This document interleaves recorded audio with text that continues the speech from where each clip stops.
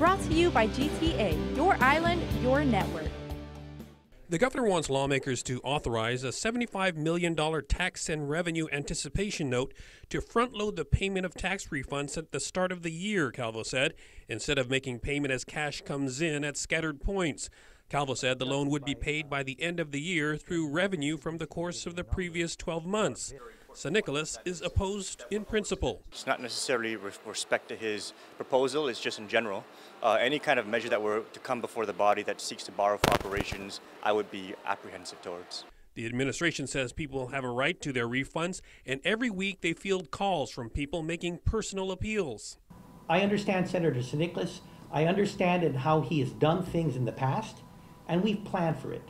So what we're hopeful for, that as we have moved on our game plan, by late May or early June, if we are to get 8 votes, then tax refunds will be going out. It's no secret that GovGuam has had a continuing cash flow problem.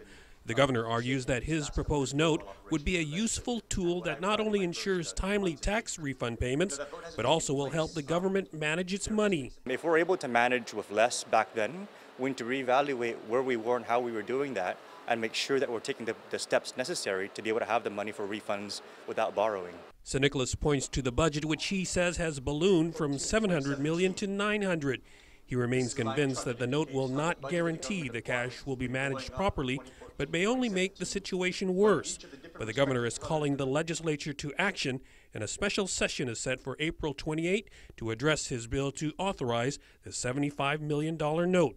If folks don't get their tax refunds and all in the status A by late May, early June, then the first folks they should call is number one, starting with Senator Nicolas. Sure. Because that would be the one individual at this point who seems to be hell-bent on stopping this legislation moving forward. For Guam's News Network, I'm Nestor Lecanto. Brought to you by GTA, your island, your network.